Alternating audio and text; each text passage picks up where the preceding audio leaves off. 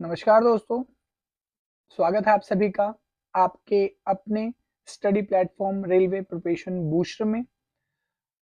तो एस्पिरेंट्स, जैसा कि आप लोगों को पता होगा कि रेलवे ने आरपीएफ 2024 के आंसर कीज जो है वो जारी कर दिए हैं और उम्मीद करता हूं कि आप लोगों ने अपना रॉ स्कोर जो है वो चेक कर लिया होगा। तो आज के इस वीडियो में हम लोग जो बात करने वाले हैं वो पूरा कंप्लीट एनालाइज करेंगे हार्ड एंड इजी शिफ्ट में, यानी कौन कौन से शिफ्ट इजी रही थी और कौन कौन सी शिफ्ट हार्ड रही थी, जिस बेसिस पे हमें ये अंदाजा लग पाए कि नॉर्मलाइज स्कोर में कितना फर्क पड़ने वाला है हर एक शिफ्ट के हिसाब से। जो इजी शिफ्ट है क्योंकि उसमें कम नॉर्मलाइजेशन होगा, हार्ड शिफ्ट में ज्यादा होगा नॉर्मलाइजेशन मार्क्स के ऊपर इम्पैक्ट जो है। और उसके अलावा raw average score shift wise जो रॉ स्कोर है वो क्या रहने वाला है। फिर उसके बाद कंपैरिजन करेंगे 2018 और 24 की वैकेंसीज की, जिससे हमें आइडिया लग पाए कि लास्ट 2018 के कंपेयर में 2024 के नॉर्मलाइज स्कोर में कितना इंप्रूवमेंट हो सकता है। और एक्सपेक्टेड रॉ स्कोर के बारे में बात करेंगे जो एस्पिरेंट्स क्वालिफाई करेंगे सीबीटी फॉर दी जो पीएसटी एंड पीईटी जो टेस्ट होने वाले हैं उसके लिए, ताकि और स्टूडेंट्स को ये पता लग सके कौन कौन से रॉ स्कोर वाले हैं जो अपनी पीईटी एंड पीएसटी की तैयारी को जारी रखें, यानी पीईटी फिजिकल जो टेस्ट होने वाले हैं उसको जारी रखें। तो आइए शुरू करते हैं आज का वीडियो। अगर आप चैनल पे नए हैं तो चैनल को सब्सक्राइब कर दें और वीडियो आपको अगर काम की लग रही हो तो वीडियो को लाइक जरूर कर दें। बाकी वीडियो स्टार्ट करने से पहले मैं आप लोगों को बता दूं कि जो आंसर की है वो 17/12 यानी 17 दिसंबर 2024 को इशू किया गया था। इसकी एग्जाम डेट 2/12/2024 से लेकर 13/12/2024 तक थी। और अपने क्वेश्चन पेपर को देखने का, अपने जो आपने रिस्पांस दिया था उसको देखने का, और इसके अलावा अगर किसी क्वेश्चन में आपको किसी भी टाइप का डाउट है तो आप उसके लिए ऑब्जेक्शन रेज कर सकते हैं। पर क्वेश्चन 50 रुपीज का चार्ज है जो कि आप debit card, credit card, UPI या नेट बैंकिंग के थ्रू पे कर सकते हैं। उसकी अंतिम तारीख 22/12/2024 के रात के 12 बजे तक है। तो आप इसमें आप अपने ऑब्जेक्शन रेज कर सकते हैं और आई होप बहुत सारे स्टूडेंट ने ऑब्जेक्शन रेज कर दिया होगा। तो बढ़ते हैं आगे की तरफ। सबसे पहले इसमें थोड़ी सी बेसिक डिटेल्स के बारे में पढ़ लेते हैं और देखें तो सबसे पहले इस बार जो टोटल वैकेंसीज हैं वो 452 वैकेंसीज हैं। और कैंडिडेट जिन्होंने अप्लाई किया था वो 15 लाख स्टूडेंट्स ने अप्लाई किया था। इसकी अटेंडेंस 52% यानी लगभग 7,80,000 बच्चों ने ये एग्जाम दिया है। बट अब बात करते हैं कि क्वालिफाइड फॉर द जो पीईटी पीएसटी के लिए क्वालिफाइड करेंगे वो 452 के मल्टीपल 10 यानी 10 गुना बच्चे ही अगले पीईटी टेस्ट में जाएंगे, जिनकी संख्या यानी 4,520 कैंडिडेट होगी। और आगे बढ़ते हैं।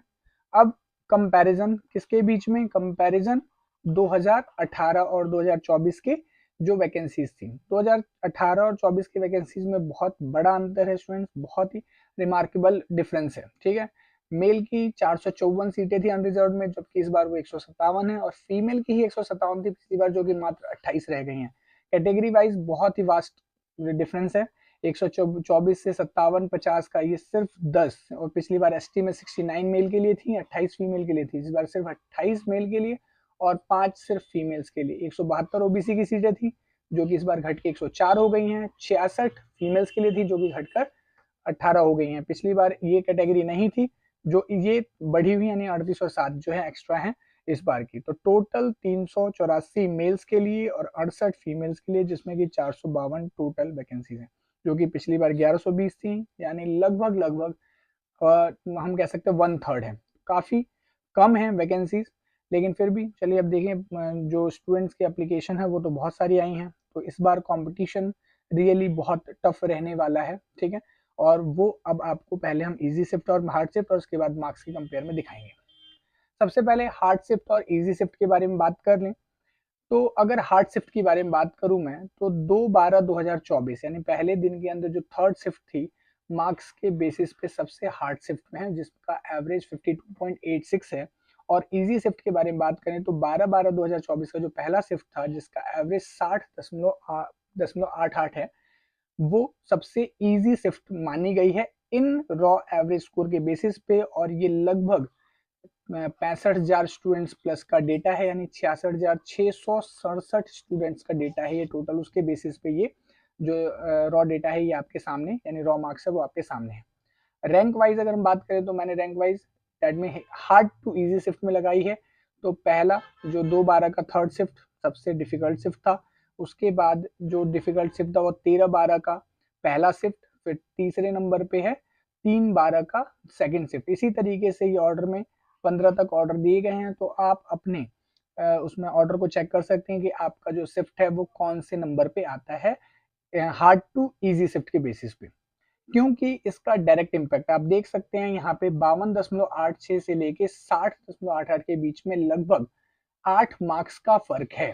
तो 8 मार्क्स का फर्क होने की वजह से अगर इस जो जिस भी इस शिफ्ट में जिसका भी स्टूडेंट्स का एग्जाम होगा, डेफिनेटली उनको बहुत अच्छा फायदा नॉर्मलाइजेशन मार्क्स में मिलेगा। तो उस कंडीशन में अगर उनके रॉ मार्क्स जनरल इस स्टूडेंट से अगर 5-6 नंबर कम भी बन रहे होंगे, तब भी उसके चांसेस हैं कि वो क्वालिफाई कर जाएगा सीबीटी को। ठीक है स्टूडेंट, तो ये इंपॉर्टेंट रहेगा, यानी अगर हार्ड शिफ्ट में आपके मार्क्स अच्छे आ रहे हैं तो उस कंडीशन में क्वालिफिकेशन चांसेस अच्छे हैं।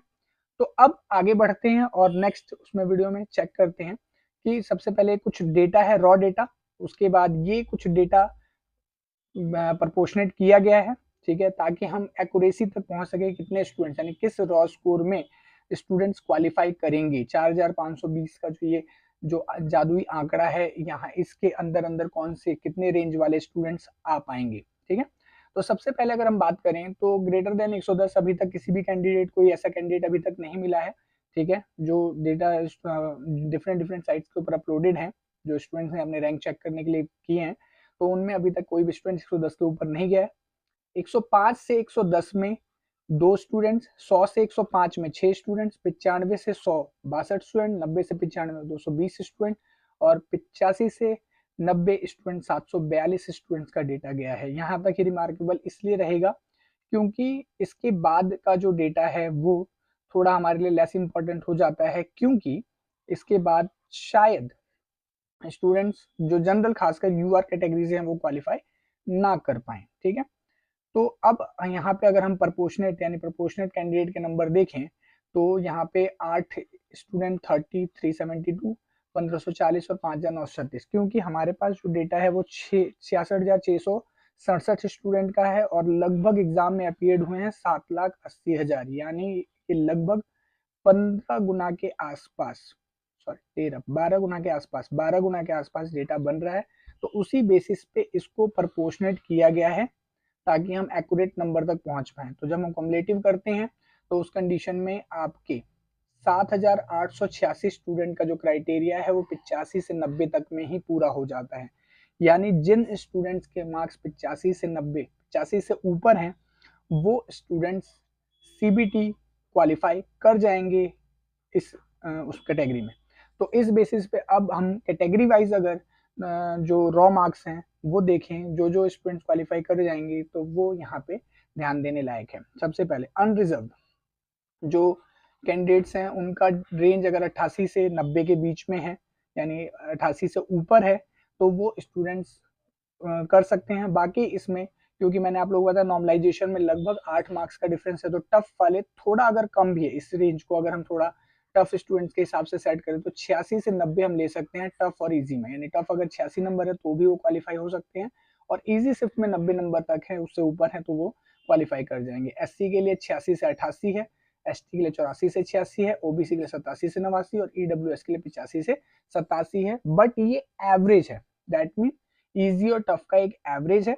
बाकी इसमें 2 मार्क्स इनमें आप नीचे कर सकते हो और इजी शिफ्ट के लिए इसमें 2 मार्क्स ऊपर कर सकते हो जो स्टूडेंट्स क्वालिफाई करें, यानी इजी शिफ्ट वाले जितना ही अपर साइड पे रहेंगे, मैक्सिमम मार्क्स उनके जितने नियरेस्ट टू 90 95 हैं वो उतने ही ज़्यादा सेफ रहेंगे। वो स्टूडेंट्स अपनी पीईटी की तैयारी को जारी रख सकते हैं ताकि वो जाके पीईटी में डिस्क्वालीफाई ना हो जाए। ठीक है, तो बेहतर चांसेस के लिए आप अपनी पीईटी की तैयारी, ये रॉ मार्क्स बता दिए गए हैं, आप इसके हिसाब से अपनी तैयारी जारी रख सकते हैं पीईटी के लिए। बाकी स्टूडेंट्स जिनके इनमें इतने मार्क्स नहीं बन पा रहे हैं क्योंकि एग्जाम का जो लेवल था वो जनरली काफ़ी इजी बताया है स्टूडेंट्स ने, एग्जाम का लेवल ठीक ठाक इजी है और एवरेज स्कोर में भी आप देख सकते हैं लगभग 50% मार्क्स, लगभग स्टूडेंट्स जब एवरेज 50% आता है तो उस कंडीशन में ऐसा कहा जा सकता है। और नंबर ऑफ सीट्स क्योंकि बहुत ही कम है, तो इसीलिए क्वालिफिकेशन जो है वो थोड़ा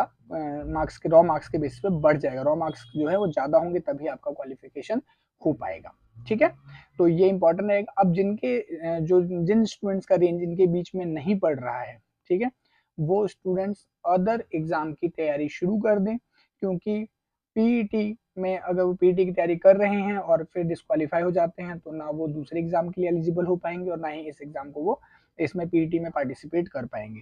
तो बेटर रहेगा कि आप उनकी तैयारी शुरू कर दें, और जो नियरेस्ट इनके आसपास हैं वो स्टूडेंट्स अपनी पीईटी की तैयारी पूरे जोरों शोरों से शुरू रखें। ठीक है, क्योंकि पीईटी भी कोई आसान नहीं होने वाला है, उसमें भी बहुत सारे स्टूडेंट डिस्क्वालीफाई होते हैं।